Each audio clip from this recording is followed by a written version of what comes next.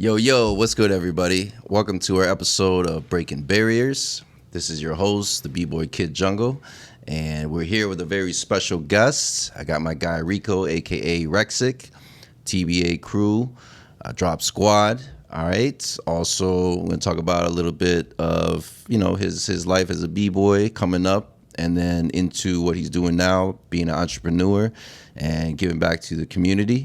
So, man, thank you for being here on the show, man. It's good to have you. Want to give a cheers, man. Little cheers here to kick this off, right? Drinking some bourbon here today. Yada. Yeah. And, man, let's get right into it, man. So, like, I met you in, the late 90s, I would say 1997. And shout out to my homie CJ from Floor King, San Diego, who, was a breaker out in Rockford. He's originally from San Diego, came out to Rockford. He was a part of Drop Squad. I was coming up as a breaker at that time, and he'd asked me, he was like, hey, you want to go to Chicago to practice? I was like, sure, why not? Because back then I was like the up and coming b-boy, but in my crew back then, Masterminds, I was like the one that got all the power moves first. Like I got the windmill first, backspin, swipes, all that stuff. Became natural to me. So going to Chicago for me was like graduating and stuff. So he took us out there, and that's where I met you out in Reese Park. And that was a wild ride, because first off, CJ was a very interesting guy because he was a breaker who went to Rockford and then became a vice lord. And then he became a pimp, and then so that would come later. But for now, he was a breaker, and he drove us out to Chicago. And he was a wild dude, first off. You know what I'm saying? Like, we could do a whole section of him alone. But, like, he drove us out there. Dude was going 100 miles an hour in, like, his little hoopty. But somehow we made it out there. We made it to Reese Park. Back then, Reese Park was, like, gangbanger central, And that's where, like, the Cobras were out there? Man. I don't... Everybody was out there. Yeah. So, we showed up, and he was out there rocking the whole red and black and hat to the side. I don't remember his hat to the side, but the whole red and black, he was just like loud with it. And he was rocking that hat. Yeah, he didn't give a fuck. Yeah, and but he was a swole ass dude, and he was a dark ass dude, so he was just like mad intimidating. You know what I'm saying? And we rolled up there, and I remember seeing this other dude in the bike with his hat the other way, and I was like, this shit's about to go down. But luckily we ain't got fucked with, But going up to practice, seeing you up there. I met you. I met Bean, little brother. You guys are kind of going at it. And I met some legends in that place, man. Not even knowing it until later on, man. So, I've always been a big believer of, like, people come in your lives for, like, certain reasons. And when I met you guys, like, really inspired me to take my breaking to a whole nother level, man. Especially on the power move tip, because... we grew up with, like, Rocksteady tapes, so it was, like, footwork heavy, So, like, me and my guy, we just practiced heavy footwork. But when we went up there, we were just like, damn, we ain't shit, because these guys are busting out crazy power. But little did we know that, like, they were, like, heavy hitters out there. Like, you were up there, Spinister, Rapid Fire, Smoke, Wicked, then, I kind of, sometimes I call him the godfather of Chicago hip hop, but, like, Quickstep was out there, and the reason why I call him that is because he was the only guy that was out of state that would come into Chicago. And back then, everybody was, like, so big and egotistical with their breaking because everybody was always, like, trying to be battle ready. But when he came through, everybody was just like, Quickstep was, like, the king, you know what I'm saying? But, even the way that he did his power moves, I was like, this dude is on a whole nother level. And just being in the presence of you guys, man. So, like I said, I want to talk about, like, some of the beginnings here of how you got into breaking and why breaking. Why breaking? Man, that's just like some. It's like it was just like. What is this thing? This is crazy. My cousin Tom, shout out to Tommy Fresh Mess. He was the introducer to this. Shout out to Tommy, man. he was a DJ back in the 80s, also a b-boy, also a graffiti writer. He didn't mess with any MC shit, but like yeah, he's the one that exposed me. And I used to live in Joliet, and he would come he would come to Joliet you know, during like summer breaks, bring his turntable, all his whole setup, basically all his records and everything, and he would stay at my crib throughout the whole summer.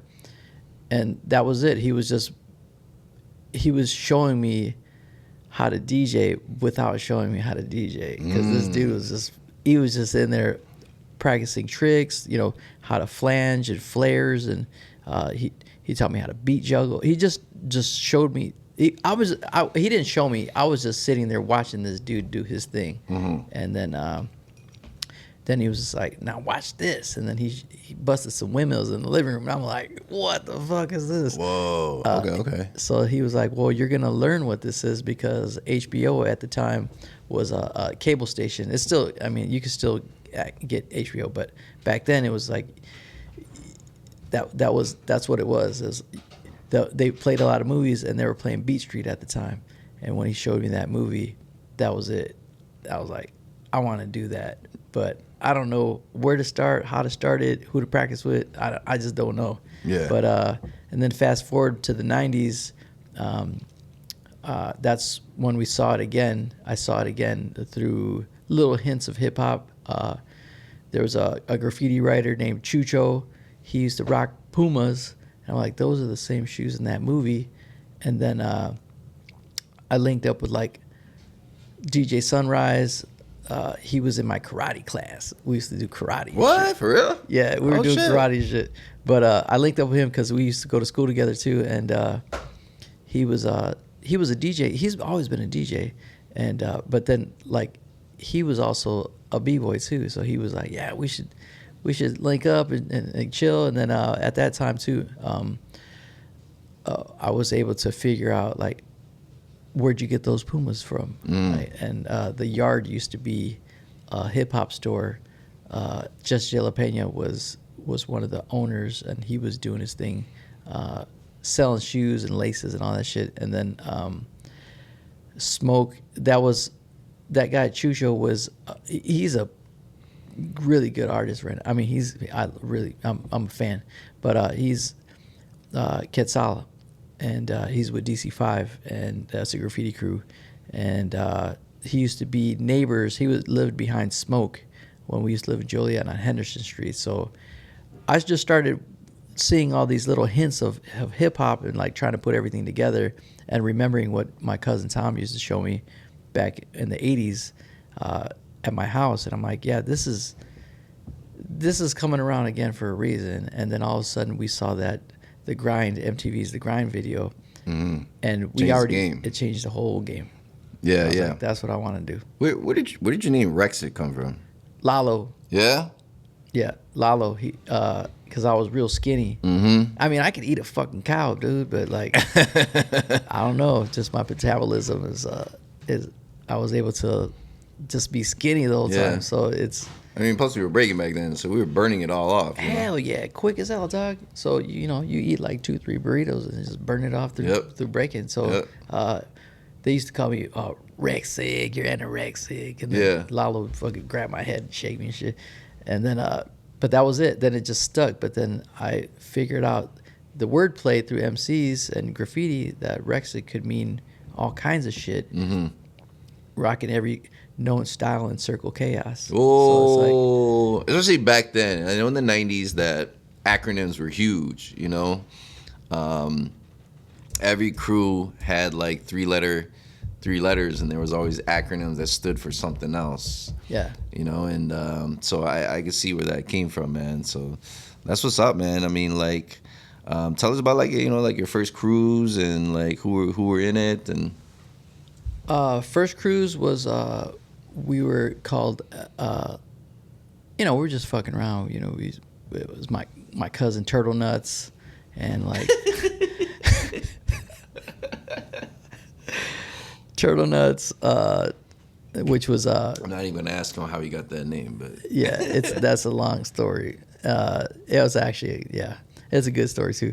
But So it was like me, Turtle Nuts, my brother at that time he used to call himself Kraft, but now he's Science. Big shout out to my brother Science. Smoke, which was not Smoke at the time. His name was True God. No way. He was all hip hop and shit. Yeah, it was little crews like me, Bean, my brother Bean was Science, Turtle Nuts, Smoke, Lalo. It was just like a bunch of Latin dudes because LSB was the original crew. They used to be called Latin Smooth Brothers, but it was a DJ crew, Lalo's other side. So it was LSB was a DJ crew, and it turned when hip hop kind of came to surface. These DJs were like, well, we're gonna start rapping and doing graffiti and all this shit. And Lalo was doing graffiti already, and this guy Pedro was doing graffiti. And my high school at Joliet Central, and like Chucho and like all these Latin dudes, man, they just decided, hey, we need to get back to being a little more grimy, and now we're gonna be LSB, low salary bastards, because we were all broke anyway. So so it's like that's just how it happened. Just fit. And it just fit. Okay. Then LSB at the time, then we started to, practice our craft, get a little bit better. Then we started getting introduced to different other dancers and shit. I'm like, oh shit, this is turning. This is my cousin Rennie. He was a popper, but he's with CMK, one of the sickest graffiti crews out here. So he's Ren Rock. So it's just the evolution of just this little group. Then we started running into different suburban cats, like, because we're from Joliet, so it's just like we started running into like UL, Sherman, Pee Wee, Lamont, like, the black culture. Everything just kind of. Then we turned into J-Town Rockers because we're all from Joliet, and like makes sense. And or we were in Joliet doing something. Like some of these guys lived in Lockport and like suburbs and shit. But was Joliet like the hub at that time? Joliet was the hub because that's where everything sparked from. Like I was able to see graffiti. I was able to see, DJ battles and breakdancing battles, like all this shit just from Joliet. It was weird because like there's nothing else to do in Joliet besides party and, get girls pregnant and shit. Pretty much. Drink party. But it's like we were never into that. We were always into like house dancing and party crews and shit like that, going to Crazy Rock and and all this shit. But where was the hangout spot? Crazy Rock was a teen club. Like there was a couple little pizza places, Shakey's Pizza, or like we'd be practicing at Smoke's crib when he lived off of Rainer. We'd be in his basement pretty much all day, every day. So that's where all the parties were at. It was at his house, and or at Lalo's crib in the kitchen, and we'd practice at his crib. Omega started coming out when I started bringing him out to Joliet. We would be practicing at his crib, or we would always just, everybody would just meet in Joliet. It was okay. That's what it was. Okay. Well, so what made you venture more into the city? Because I kind of knew there was something more. Obviously, there's something bigger. If you're seeing fucking Rocksteady on TV, you're like, all right. So somebody else knows about this shit. Mm-hmm.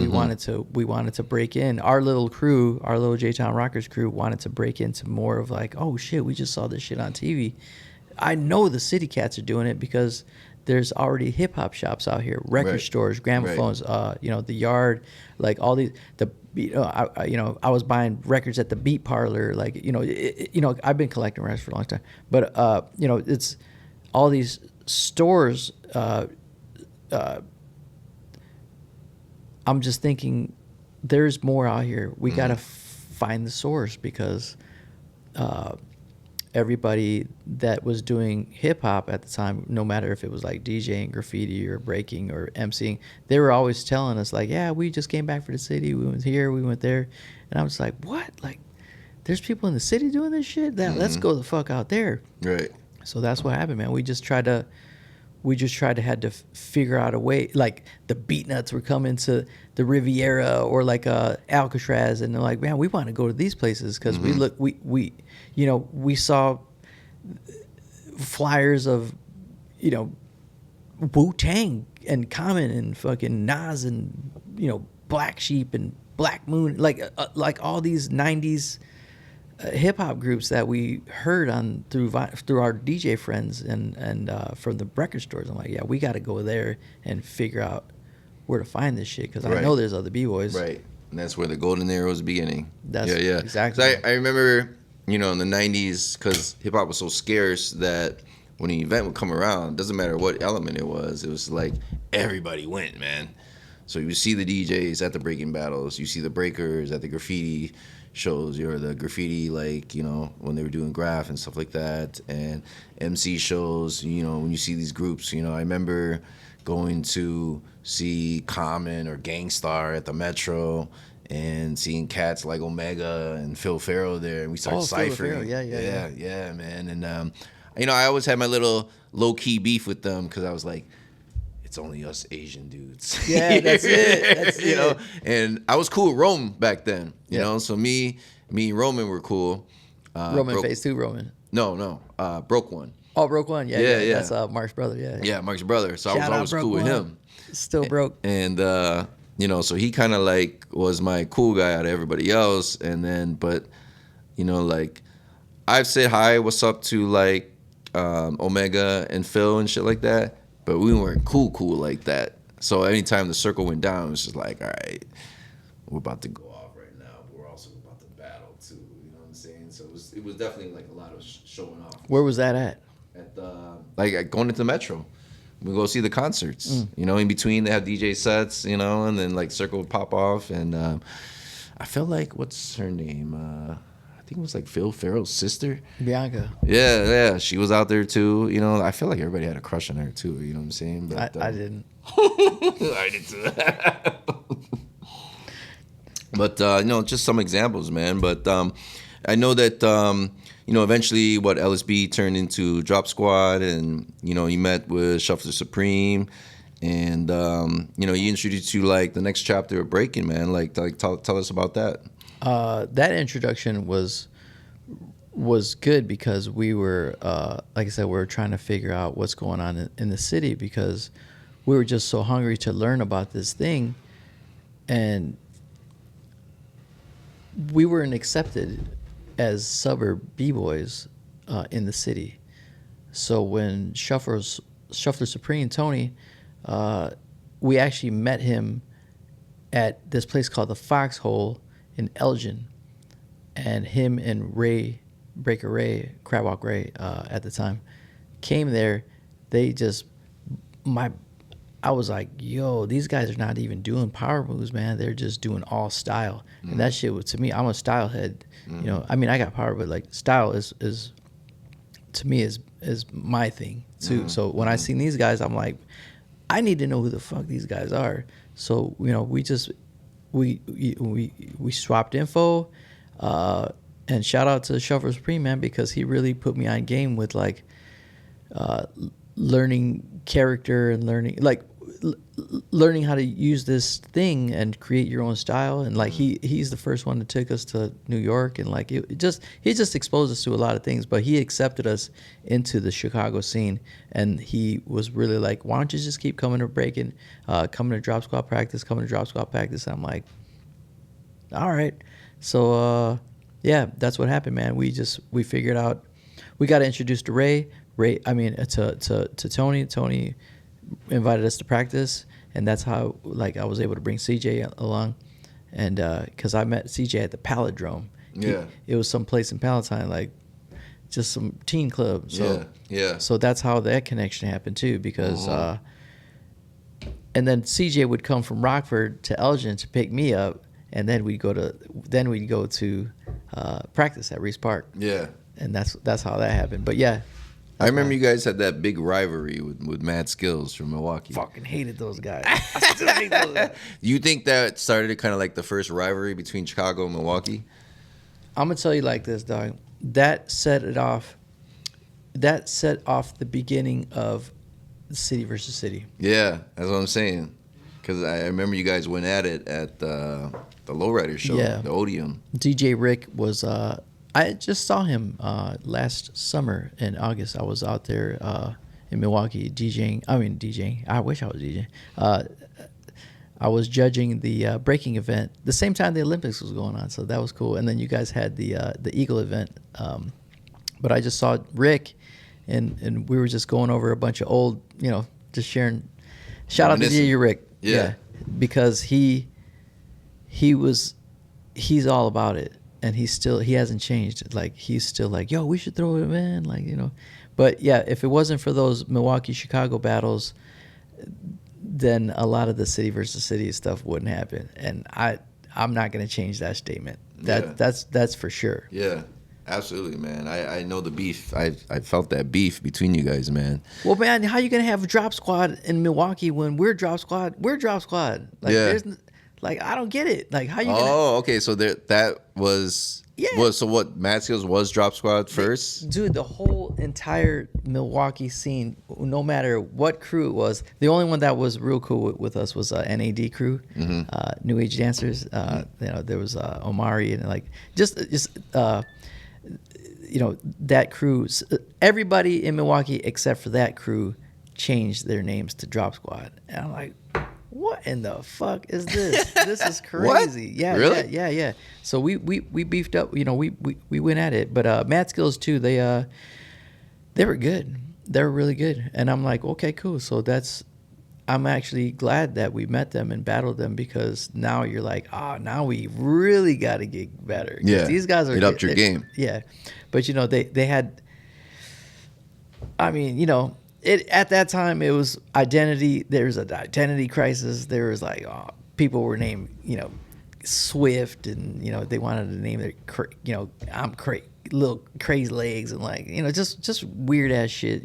Turbo and all this. I was like, oh man. Yeah. But because when we got introduced to this breaking thing, we were actually like, yo, who the fuck? These are the people that we're looking up to, and they're here at practice. This is weird. And to go to Milwaukee, and they're just like, oh man.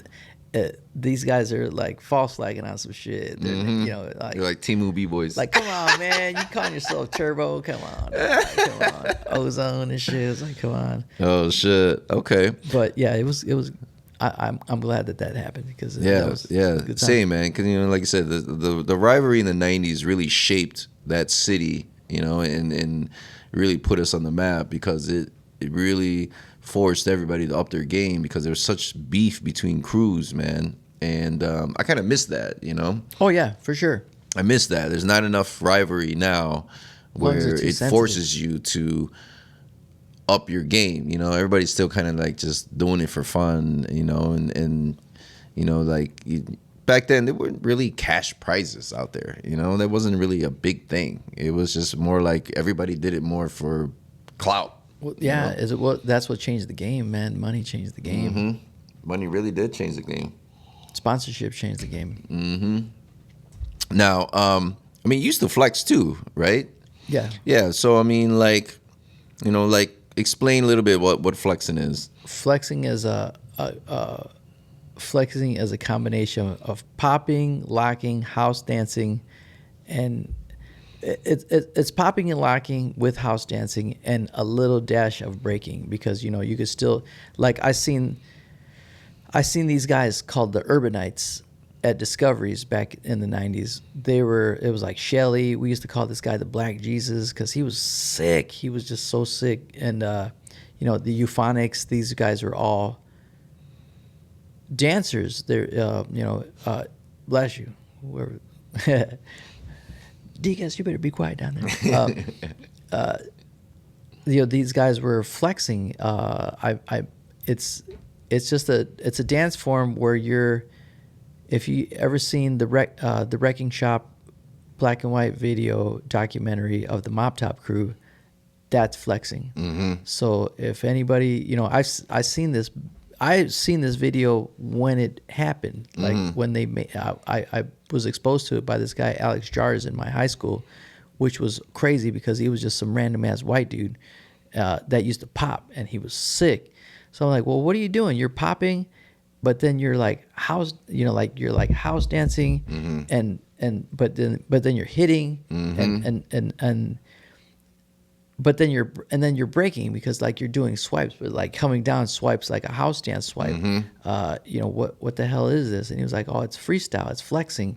I learned this when I was living in New York, or like I'm not really sure how the connection happened, but he had some kind of tie with New York, and he was in Joliet at my high school wearing fucking visors and polo gear and Girbaud jeans with Timberland, like not boots, but they were like Timberland, kind of like boots, but sneakers, but you could still dance in them. And I'm like, dude, this guy's sick. Yeah. And all poloed out. Then we met the polo twin. It's just so it's just crazy. Well, anyways, it was more of like it was definitely a different style of dancing. It's like a combination of everything. But it was definitely a combination of dancing, of everything. Dope. And then, like you would go, like paint this picture of being out in the city, as a young B-boy, like what are some of the major spots?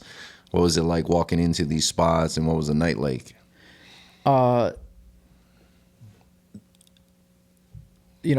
I said, you would go to like Polo Club, or like you would go to K-Dron, there's battles at K-Dron, you could go to the Congress Theater, because house music was huge influence in this dance scene. Absolutely. And so you can't take house out of the equation of the evolution of this dance, because we're different out here. This is Midwest, so you had to, you got b-boys battling house dancers, and then those house dancers said, "Fuck it, we're gonna learn how to pop," and then you're like, now they're flexers. Now it's just crazy. But anyways, is that constant back and forth? It's a constant back and forth, and then b-boys started throwing, flexing in the mix and doing like swipe 90s and shit like that. Like Shelly Johnson was doing. I just seen these things. And but if you're going into like a place like the Royale was the big one, and you would see the 90s style dress fashion, polo gear, Nautica, we were still rocking Hilfiger, everybody's bubble jacket out, and visors, and just Girbaud jeans, and just Guess, and it looked exactly like that Mop Top video that I was telling you about. Like, right. Rugby shirts, long sleeves, long belts, the threaded, the knitted belts, the weave belts. The weaved belts. You're still wearing like Air Maxes and like all these, Reeboks and Filas. The dress was there. Yeah. The dress was, I love the 90s style dress. That shit was, I still rock it I still rock it now. Like, for me, I'm like, yes, I'm glad I saved those damn polo shirts and shit. Like, yeah, the rugby shirts. But yeah, if you're going to go into the Royal, you're walking up the stairs in the hood on Milwaukee and fucking Fullerton, which is now a 7-Eleven, but you're walking upstairs and you're like going into this teen juice bar, and like, I'm sneaking my brothers in there and shit. They're all young. But yeah, you're going up there and you're seeing every damn person, every crew, no matter if it's a graffiti crew, a DJ crew, Chicago Tribe was basically the ones that started that shit. The DJ crew, Chicago Tribe, which was like Intel and Sprite, and that's when like crews were heavy. You're like, everybody was in a crew and they had some kind of acronym or whatever, or abbreviation of something, and you're walking into the Royale, you're walking up the stairs, you could smell how many people were in that motherfucker, because it's raunchy as fuck.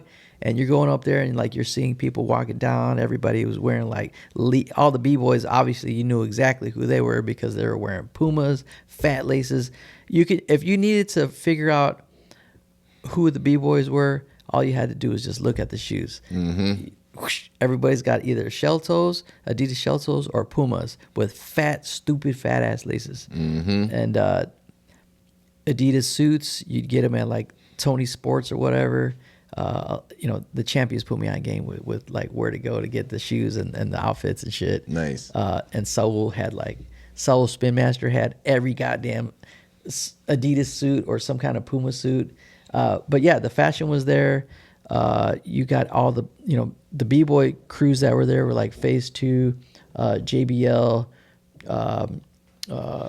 We Rockwell, Destructicons, which was us, Drop Squad, and Self X when we merged. You had Chicago Shy was like a real small little B-boy crew at that time. You had Brickheads were not Brickheads at the time. They were JBL. Yeah. You had Chicago Champions. You had you had some flexing crews in there. Even the graffiti guys were like, you even had like gangbanger fucking b-boys. It was weird, but they just transitioned from like being gangbangers to b-boys. Right. Like it was wild, but yeah, they're playing boom bap shit the whole time. Man, it was just a good ass time. You've seen crazy battles were just popping off, but that around that time, everybody was just doing like a regular Chicago top rock, like real easy, and they would just throw a move. So everybody was just going in, doing a crazy, just regular little basic top rock, and then they would bust out a move, throw down a move, and then that was it. Yeah. I noticed that was a different thing when I came to Chicago. I was like, man, these guys have really short sets. Like come in, it was like a move game. It was a move game. Yeah, and that kind of like blew me away because like coming from Rockford, it was different because we were footwork heavy because we grew up on Rocksteady tapes, So it's like when going out to Chicago, I was like, I'm gonna do a lot of heavy footwork. That's what I was gonna do, and plus I didn't know that many power moves, so I couldn't really just. If I were to do that, it was just like, okay, I got 2 moves, but the rest is all footwork. You know what I'm saying? So it forced me to elevate my power game, man. And last question here before we get to the next half here is TBA. That was your last, official crew, man. Like how did that come about? TBA went from Drop Squad. So the evolution of TBA, well, for me anyways, in my journey with Omega and Smoke was it went from LSB to J-Town Rockers to Drop Squad, and then from Drop Squad we kind of wanted to get away from the commercial stuff that we were doing because we were doing like a lot of performances and it was fun. I don't get me wrong, we had some great times during Drop Squad, but we kind of when we hooked up with Nate and Jeff Spinister and Rapid, it kind of like triggered something in us, like triggered something with like me and Smoke and Omega and my brother Bean, like and Nate and Jeff, like we needed to, because we were Drop Squad. I'm like, hey man, we need to get away from doing these performances and like nothing wrong with doing what we did with Tone. Let's get something straight. Shuffle Supreme, love that dude. We had nothing against Drop Squad. We did what we did with Drop Squad. It was great. I loved it. I still love it, and I still cherish those moments. And nothing personal. And we still talk to this day, and we still talk about. We're still going to be doing stuff together, but we just had to break out of that. We had to break out of that and be raw, gritty, grimy TBA, them bad apples. Battle Squad, let's fucking go, and we want to murder everybody, and that was what we really wanted to do. It was fun making money and shit like that with the performances and traveling and stuff like that. But when we came back from New York and saw the rawness of like actually those crews were like really, this is raw. We're not going to try to be like an urban dance ensemble. We didn't want to do that anymore, but we loved it. We did it, but no disrespect to anybody. Yeah. We just wanted to do something else. Man, I had a Drop Squad shirt for the longest time, man. I tried to save it for They're the floating longest around. time, man. They're but then floating it got around. holy, and I had to let it go, man. I was like, damn. But yeah, I remember that urban dance ensemble. Urban dance ensemble. I think I got it from CJ, man. I think he was the one that gave it to me. Yeah. It had to be CJ. Yeah, it definitely had to be CJ. But eventually you traveled to San Diego and hooked up across, and you started doing more things with him out there. Started traveling worldwide. Would you say that maybe he like sparked a little bit of the entrepreneurism in you and stuff? Yeah, man, because you've seen all that stuff going down, but it was just like, it was yeah, man. So what happened is we went to Rocksteady reunion back in like 97, 96, 97, and because of CJ and bringing those videos from San Diego. Not Black Attack CJ from Floor Kings, from Floor Kings, but because CJ was bringing these practice tapes back from San Diego when he lived out here, I wouldn't have known who Cross was or is. We went to the reunion, Rocksteady reunion, and I just recognized him from the tapes. Like, wait a minute. Oh, you're that. And then we battled too. Like we battled at Rocksteady. Like I battled against Why Not, which was wild. And I'm like, man, I smoked this motherfucker. He knows it. But he's from New York. Yeah, it was just a bunch of bullshit. But I had fun. Shout out to Why Not, Boo Boo at the time. So I battled against him. But yeah, I recognized Cross from the tapes, and I said, oh, you're that dude that did this fucking Superman. And he was like, yeah. And I'm like, well, I didn't bite your move. I actually can do the Supermans, but I can do them switch. Like I can go either arm. Mm-hmm. And he was like, like bullshit. I'm like, no, I didn't bite the move. I just saw you do it from this tape from this guy CJ. Do you know this guy CJ?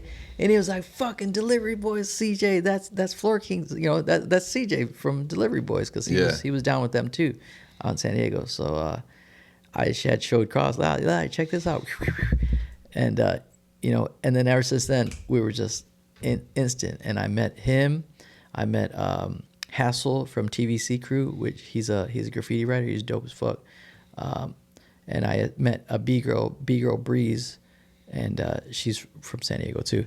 So from just that one video and hooking up with CJ, I met Cross, and then he invited me to come out to San Diego, and I went out there for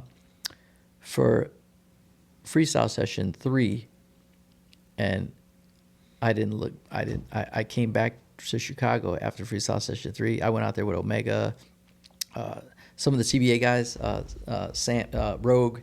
I met another Breeze from Arizona. He's a graffiti writer. He's sick too. It was J Boogs, Rapid Fire, me, Omega, Rogue, one from TBA, and we went out there, and me and Omega battled, and we won out there. One of the battles before Freestyle Session. It was called Tools of the Trade. We battled Reveal and his brother JR, and we just smacked him up real quick. But that's what happened. So because of meeting Cross, then that's how I was able to. I seen the start of like the evolution of how big Freestyle Session was getting. And I was able to see the start of video distribution, branding, promotions, connecting, networking, and then because of Freestyle Session, it also sparked Out for Fame with Polsky and Rockforce Crew. And I met these guys, and it was just like, I just seeing these things, and I'm just tripping out because I'm like, how is it that these guys are on video, just I don't like you. We don't like each other. Or in front of at the battles, they're like. But then outside of that shit, they're real cool. Like everybody's fucking awesome. That's how this thing happened. Like everybody was just like, yeah, we need this. Let's all link up. They join forces. And push it. Right. Right now you own like a barbershop. Right, and you kind of went through some phases with that barbershop, no? Yeah. I want to talk about a little bit of how that came to be. I mean, you used to do a few things. You owned the Armory shop. Was that your first one? That was the first one. Okay, let's talk about that. How did that come into fruition? The Armory Chicago was it was a cultural shop. It was basically skateboarding, and breakdancing, and it came out of an idea where when I was in San Diego. We were actually driving back from Alpha Fame. We were in San Francisco. Me and Cross were driving back to San Diego, and they had the Armory at the time, so it branched out. Armory had 2 shops in San Diego. They had the downtown store in Pacific Beach, and then in San Diego, and then Hooch took over the London Armory, DJ Hooch, and then Machan, Bboy Machan. He was out in Tokyo with Kogataro. So it was almost like a chain, like a franchise. Yeah, it was a chain. And then John Jay from Red Bull, he was actually Circle of Fire. He went out and he branched out to Korea.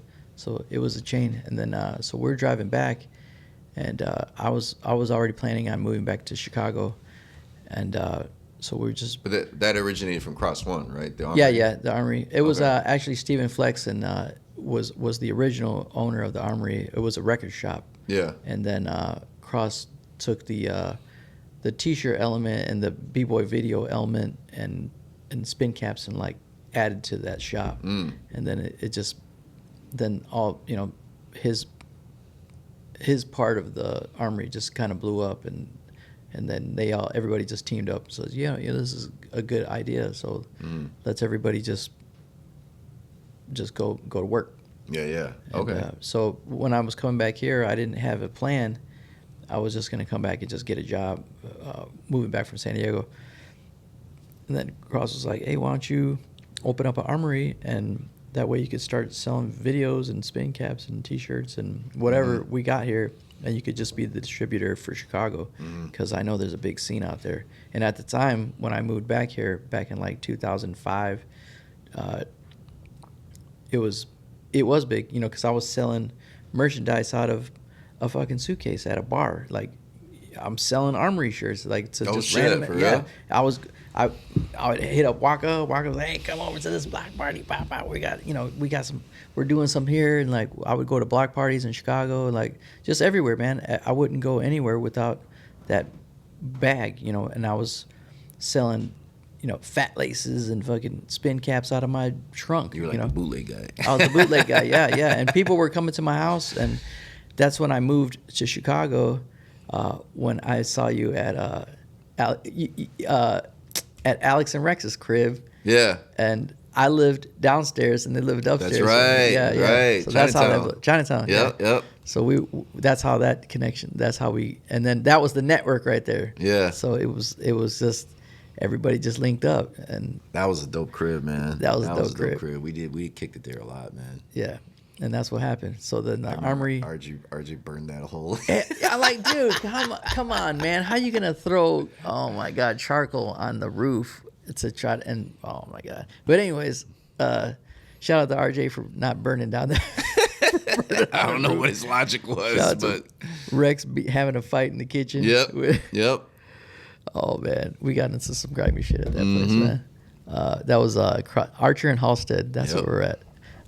So the Armory happened from that because I was looking for a partner to do this thing with, because I started selling a lot of merchandise. And I'm like, well, I need to find a cheap little storefront. And I had linked up with, out of all the people, I linked up with Extra Eric from the Champions and Ponyboy, and then we just started the Armory. So, and then it just blew up from there. I mean, we were doing skate events, art shows, breakdancing competitions, just everything, man. We got on WGN, we down in the Medill Report. Like I just showed that video today too. Yeah. Because if anybody wants to question my history, then I have a whole. My resume is pretty good. Yeah. So and I could actually I would say you probably one of the first entrepreneur b-boys that I've seen, man, and here from here, man. I just still as of today haven't seen too many b-boys that really like got a whole brick and mortar, man, and like a whole storefront and stuff like that, man. Like you were definitely one of the first ones back then. Yeah, and that just came out of just not an accident, but like, hey man, this is needed. This is a thing that's needed because everybody keeps hitting me up. Yeah. And I'm like, all right, well, I'm fresh from Cali. People want these things, videos. That's what video distribution was. You were big. the plug. Yeah, so I was the plug, and so it's, and I can happily say that, yeah, all these things that are going on. We had our first podcast at the Armory. I did a lot of things that I had my first clothing store. Like I was the one doing all these things, breaking events. Mm-hmm. Like you can't, anybody that anybody hating right now and like thinking that they've done it first, like, no, you can't say that you've done it first because I've done it first. Mm-hmm. I was the first one, and I only took, and I mean anybody selling fat laces right now, I've done it for anybody doing anything, making shirt design, anything that they could think that they've done it first. Yeah. No, it's not. It's not. And I'm not hating on anybody. And I'm proud to say that I was the people looked up to what I was doing, and I'm glad that I exposed that stuff to them. And so would you say that trip, like hanging out with Cross One, kind of like sparked that fire? Like, oh yeah, dude, it definitely sparked it because like you're seeing this freestyle session thing and Out for Fame thing being created off of just a network, off of AOL, and I'm like, and I'm seeing this shit firsthand. Like, man, this is. So wait a minute, you guys this whole West Coast needs this thing? Like, I thought this was. I didn't want it. It wasn't commercial. It was very grassroots. Like, hey man, this is the beginning of networking. Like, we're gonna build this thing, right? And I liked the fact that, yeah, even though there was beefs within crews within like the West Coast or whatever, but on the back end, they were actually like cool. Like, we're cool. Yeah. And I'm like, man, I would love for Chicago to be like that. Man, I'm saying, man. Shout out to West Coast for that, man, because they really did, spark that entrepreneurism and seeing Cross, how he built his little empire off a freestyle session and, like, I remember meeting him at Scribble Jam, and he sold me the first freestyle session tape, and that just blew my mind, man. I was like, what?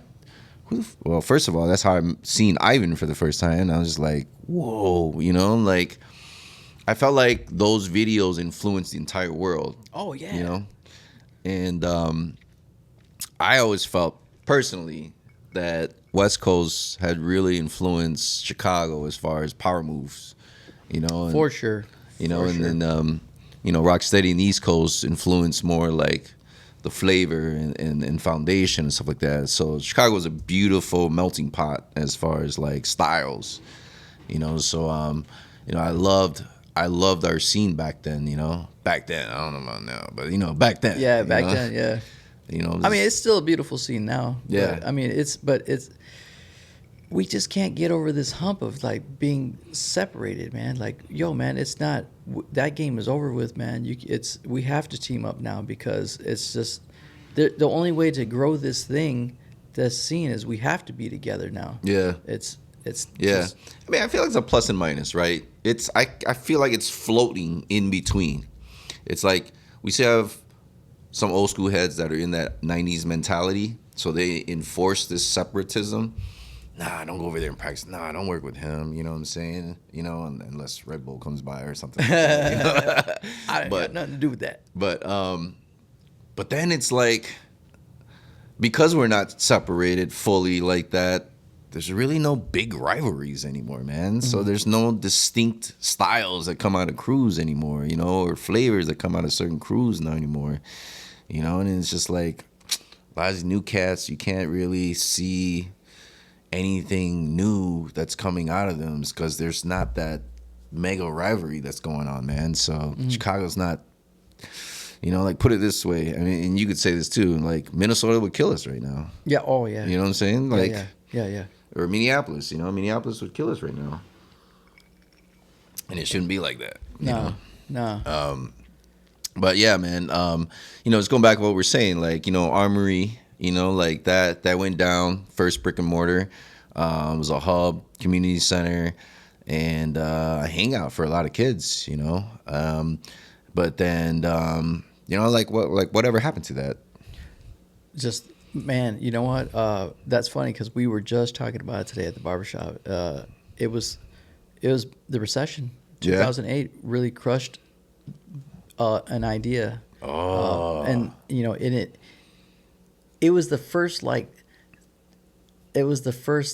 whoa shit, like tariffs is a thing. Like you know, like I don't know, you know, it just had to do with you know, because we were doing really good, man. We were going to all these trade shows. We were just, you know, we were coming up with our own designs, and we were actually incorporating actual graffiti artists or graphic designers, and we making their shirt designs. And we're like like, you know, my first big tattoo, like, you know, was from a guy, Miguel, that we used to sell his paintings at the shop. This guy was from Peru, doesn't even speak English, or you know, it was just like.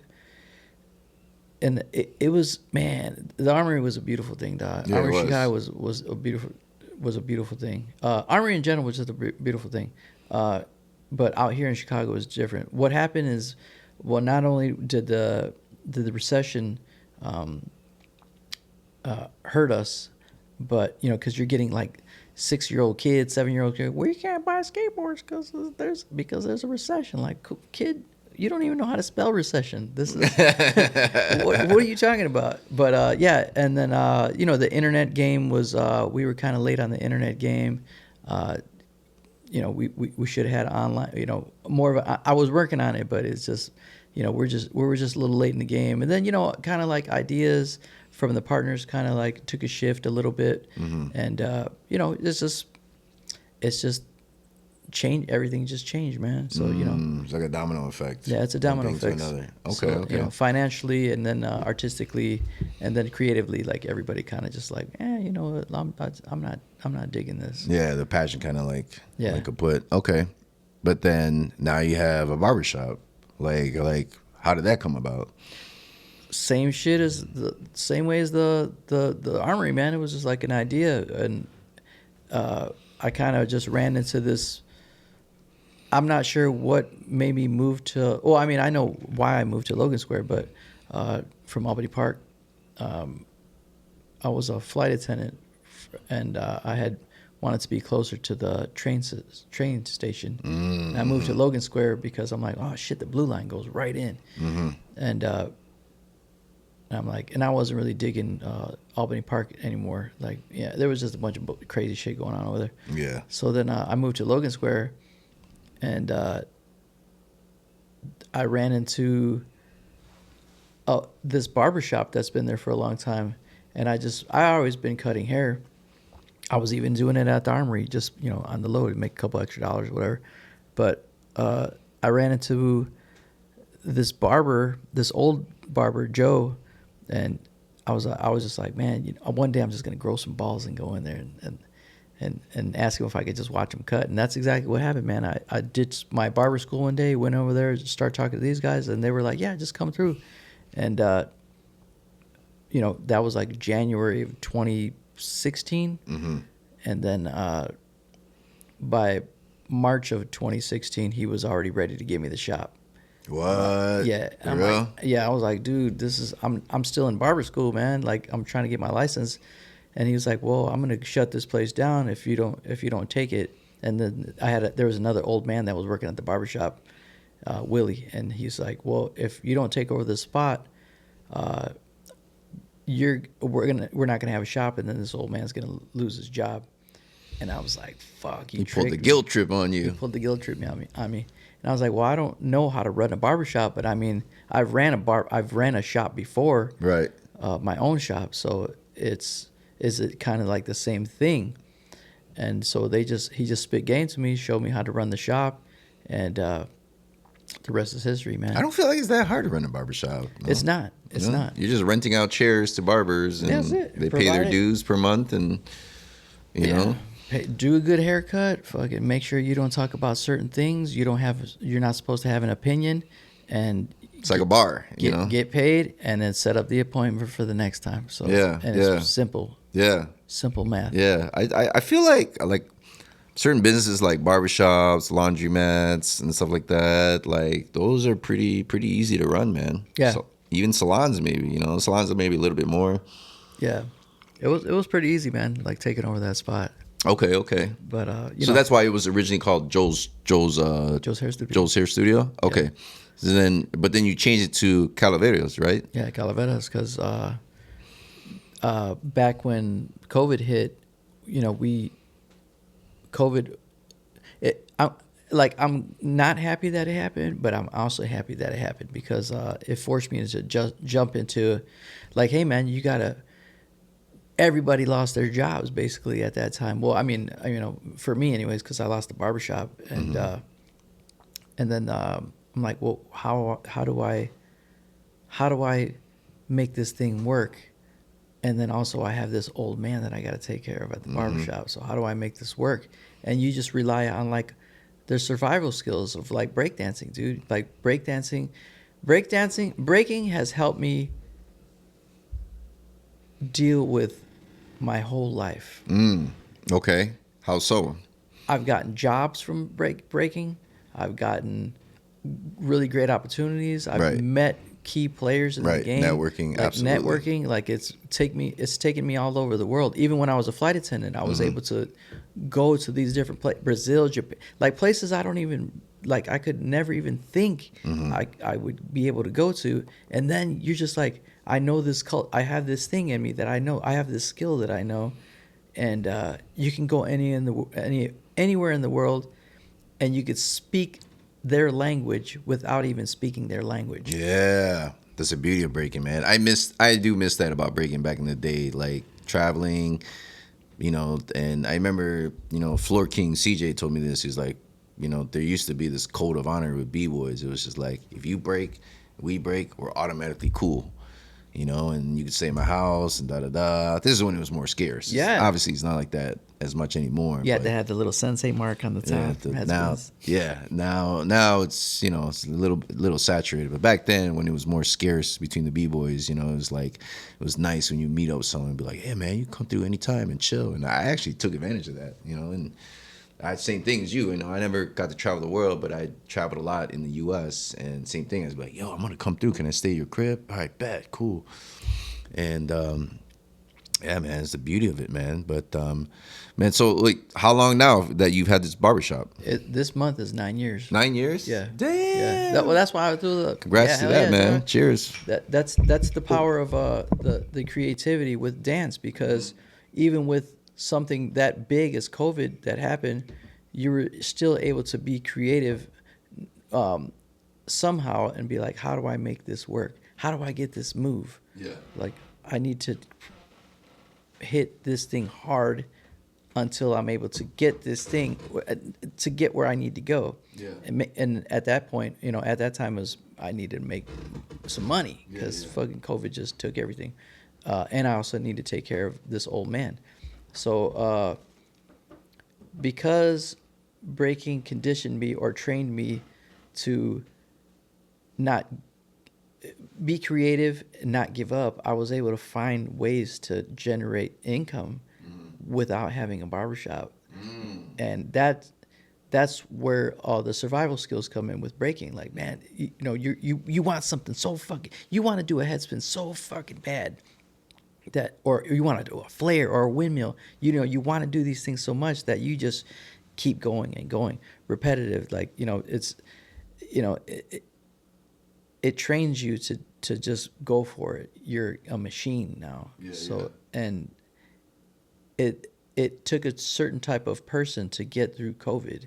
And because I learned, I know breaking, that those skills helped me get through COVID, because I was able to generate income using my creative ideas, and also I was able to help this old man still stay afloat. Yeah. So it just worked. So and then it also helped me jump into a different type of art form called scalp micropigmentation. And with that just put me over the top, because now I'm able to do the same thing that I'm doing with hair cutting, but at a different price scale. Yeah. So instead of making, $50-$60 on a haircut, or, $100 with a full service, I can do one head scalp micropigmentation and make, $3,000-$4,000 like easily. For real? Yeah. What? and it's Oh shit. and you're able to do this anywhere. Yeah. With anybody in any part of the world. It's just the same thing as barbering. Wait. So explain what this is, because a lot of people don't know what this is. Scalp micropigmentation is a way to tint the skin or camouflage the skin for people to make it look like either people have a hairline now, or if they're thinning hair, they want a density fill, or they want, people have a scar they want to, fix, or people have alopecia, and they just want to make sure that their head looks like it's still a full set of hair. Yeah. And you just do it by adding these little dots with a tattoo machine. And is there a catch to this thing? No, there's no catch. It's a tattoo. It's just tattooing. Well, okay, so I always felt like with that, it's like you had to keep your hair at a certain length, because if you shaved it too bald, then you would see the dots because it would look different. So like, is that true then, or what? I mean, you can manipulate the pattern of the hair. You can manipulate the scalp to make it look like it's a full set. If you like to be bald and you like to cut your hair down, you could just keep shaving it with a with a regular trimmer. You'll still feel like you'll still feel the hair on your head. You'll still be able to see it. Yeah. But do you have it done or no? I got mine done. Yeah. No man. shit. Yeah, man, dude. that looks good, bro. This is all, What? I burned the top of my head from breaking, so I was just like, fuck it, man. I'm not ashamed of it. This helped me through. That looks good, man. You would never know. My girl was. I remember you offered it to me. I should have fucking took up on it. Dude, hey man, nobody would know, dog. I was with my, I had a girlfriend now, so I was with her for 8 months before she even figured it out. I'm like, woman, you've been laying in the same bed every night looking at my ass, my ugly ass, and like, you never even knew. And she's like, I never knew. Like, my head's not real. My eyelashes ain't real. Yeah. Oh, I know, right? Shit, I got a fake mustache and shit. Got a fake beard, and they're doing SMP on beards, dog. It's just crazy. It's wild. It's wild to see the shit. Yeah, I tried to get little Jerry's punk ass to. Yeah. No, I remember when you offered it to me, I was just like, I don't really know much about it, man. So I'm just like, I don't know. You know what I'm saying?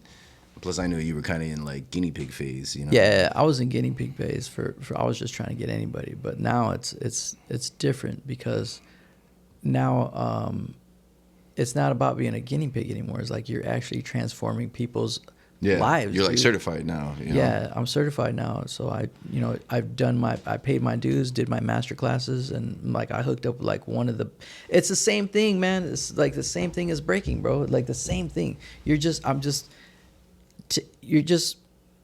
see a issue or a problem, you figure out how to fix it, and then you expose it to. And this is how it. Same thing with breaking. I want to figure out how to do a windmill. I want to do that thing, and then you figure out how to do a windmill, and then you're like, oh, now I'm teaching classes, and now people are paying me to teach them how to do windmills. Yeah. So it's the same concept, dog. And I just so happened to link up with one of the cross one of SMP, and now I'm doing scalp micropigmentation at the barbershop now. That's fucking dope, man. Because people, there's a demand. There's a demand. Plus, we're in that age bracket now. Yeah, dog, and people can afford doing it now. So I'm like, man, instead of doing the comb over and like people pushing their hair down and shit, like, I just stumbled upon it because I wanted to do it myself, because I had that headspin mark and I fucking hated it, man. I hated it. I still have it. I know, I got it too. Oh yeah. See, Yep. and now and my in my hairline and like everything, I was like, I just don't like it. I don't feel comfortable with myself, but breaking, like I said, it helps you think a certain way. Yeah. Absolutely. Hustle mode. So, I mean, what is the future for you looking like, man? Do you have a 2-year goal, 5-year goal? What? I don't know, man. I'm digging this community work. I love. I've always been an event coordinator of some sort. And I still want to, any opportunities that I see to bring money to the city, I do it, and I don't care how much people talk shit. I'm not doing these things for you. Like, Yeah. I'm doing this for the community. Like, Right. if somebody, Red Bull's gonna come and throw me some cash to throw an event, and I get this, it's basically like helping other people. Like, of course I'm gonna do it, man, because that's what I want to do. I want to do more community work. Right. Because we're all in this same pool, and we're all trying to get this money. And if I have an opportunity, I want to share this opportunities with, my people, man, people that I grew up with or that I look up to, or even that are up and coming, Mm-hmm. And so with the barbershop, I still like to do community events. I still take care of, like, I still give free haircuts to some people, man. It's not a bullshit thing with me. Like, anything that I'm doing, I actually love doing this stuff. Yeah, And I know I'm not going to Yeah. make money and all this bullshit. Yeah, you've always been a stand-up dude, man. You know what I'm saying? Like I've, as far as I've known with, my interaction with you, you've always had a good vibe. You always were out to help people. You know what I'm saying? You're always down to collab. You've never really seen any real beefs. You know what I'm saying? And you've always been a good dude, man. So, shout out to you, man. One of the things I definitely got to give you props for is, like, I know that a lot of breakers go through this thing where it's like, once they reach a certain age and they're like, fuck, I can't be breaking as much anymore, or I actually need something to pay the bills. It's like, what do I do? And a lot of people struggle in that area to transition from just breaking and taking those skills and to do other things with it. But you're actually one of those few people that has able to take what we learned from breaking and apply it to everything in life, and then grow it. Dude, if you... It's funny because, like I said, we just had these, and I would like for you to do the podcast at the barbershop. I think it'd be a great idea, man, because you're giving people an outlet. Yeah. You're going to be able to express yourself and learn from that. This is recorded. I would like for you to start that shit like yesterday, because we need this, and mental health, dude. I think doing the things that I do now and listening to people at the barbershop, I think I want to go and try to take maybe like some counseling classes. That way I can help people, because people drop a lot of heavy shit on me at the barbershop. Oh, absolutely. And You're low key their therapist, man. Yeah. 'Cause, when you're cutting people's hair, they're just venting and stuff like that. Yeah, man. COVID killed a lot of, man. But yeah, I think I want to do something like that. Maybe like some community work. Maybe like not a community therapist, but like just listening to. I need to do this thing. Breaking helped me to use dancing as therapy. If I need money, or if I get an opportunity, I can go DJ. Mm-hmm. If I don't feel like DJing, I can throw a breaking event. Mm-hmm. If I don't want to do no breaking event, well, guess what? I'll throw a block party. I can make some money doing that. I can go do scalp micropigmentation. There's all these different... See, right now, I'm trying to help a friend. I don't want to say his name, but he's a very, very talented individual. He's got all these things under his belt, all these skills. He just does, and he lost his job. But I'm trying to tell him, dude, you have all these skills underneath your belt. You're calling me to help you figure out a way to make money or to make a living. But you don't need me because you already practiced on all these skills. Why don't you take these skills, apply them to your life, and make something happen? Because you can't just give this up. And, even we're older, like, I can't really be breaking. Like today, I wanted to go to Pop and Chuck's workshop. I want to learn how to lock. Yeah. But timing. This came up, and I was just like, okay, cool. But that's just going to be another thing that I get into, and I already know what's going to happen with that. Yeah. So, but yeah, it's hard right now. The outlets are scarce, so you got to like kind of hype these people up and say, hey man, you got all these skills. Why don't you use these tools and put them out there? Because if it was easy, everybody would be doing it. Right. But it's not easy. But you already practice so much. Why are you going to give up breaking? Why are you going to give up event planning? Why are you going to give these things up? Art. When you practice it, and right now, there's a shift. So we need to go back to doing the artwork because we don't know what's going to happen. Like I lost the barbershop because of COVID. Fuck that.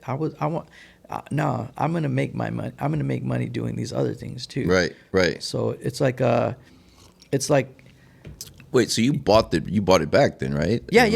I mean, Okay. I didn't lose the barbershop, but we had to get shut down for a couple months. Right. And at that time, I'm like, I don't know what to do. I got a mortgage to pay. My tenants all lost their jobs and shit. I had a building at the time. I'm like, well, fuck that. I need to take care of these people. So I'm going to do what I can. I hooked up with the fire department. These motherfuckers were hiring me, $500 for the day just to cut certain people. Then I was like, hey, don't text anybody or don't post any of this shit because I know you guys can get in trouble. I can get in trouble.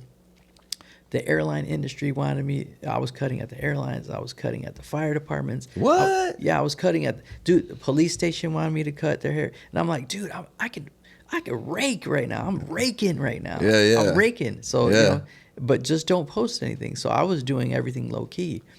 And, I was still cutting hair at the barbershop on the low, but, it was just, you just go into survival mode. So you just, that instinct kicks in. Kicks in. You gotta hustle, man. So that's the battle mentality that kicked in. It wasn't it was like, hey man, this crew's gonna try to take me out. Right. I gotta go full throttle. Right. You gotta switch it up. Yeah. That's what's up, man. Any advice, man, for young cats out there trying to get into the entrepreneurial game? You gotta really love what you're doing. Yeah. Yep. That's it. You just have to love what you're doing because everybody tries to do this shit for the money right away. I want to make the money. Yeah, you're gonna make the money, but man, if you don't put no fucking work into this shit, your art is gonna be, it's gonna be whack. It's gonna be whack, dude. That's why some of these b-boys, or now that the Olympics happened, I saw a spike in people trying to break, and I'm like, yeah, that's good. I'm glad. I was really against the Olympics. I didn't. Yeah, no. That's why when I saw Kenny, I was like, hey man, I'm glad that you were against that shit. Even though he got a lot of backlash on that, but my advice is anybody trying to do something like being an entrepreneur, or you really, really have to know that it's not about the money. You're not going to make money right away because you got to practice. Right. Then when you get there, that's when once the money starts coming in, like, oh shit, I'm going to get $1,500. Where's this coming from? Where's that coming from? Like, oh, okay, cool. But you have to do these things for the skill of it. You have to know that it's not going to be it's not about the money. But and then you also have to know that when you get really good and all this money gets thrown at you, you have to humble yourself and put yourself back to that space where like, I did this for the art because I love it. And then you'll be able to live comfortably for the rest of your life. Yeah. So, damn. Okay. Kudos to that, man. We're going to wrap it up right here. Word. Shout out to you once again, man. Words of wisdom, history. Like I said, you've been a great, whether you believe it or not, like you're a role model out there, man. Like a lot of people see you and see you hustle, see you move, and like, I've known you since the 90s, man. And it's good to see you grow and still out here doing your thing. And you've always stayed the same dude, man. That's what I've always enjoyed about, your presence and your vibe. You don't ever have that superstar status or like I'm too cool for you or anything like that. You've always been mad cool, man. And I appreciate that, man. And like we definitely should link, man. Like I said, we've known each other for too long, and it's about that time. And you see me do my things, I've seen you do your things, man. So cheers to the future, man. Cheers, man. I hope. Yeah. Yeah. I see you in there. Yeah, for sure. Yeah. So we're gonna cut it out once again. Thank you again. This is Breaking Bread, or Breaking Barriers, and we'll break bread later. Let's get something Breaking going Barriers, first. and I'm your host, Kid Jungle. And until the next time, Salud. you guys have a good one. Peace. Peace.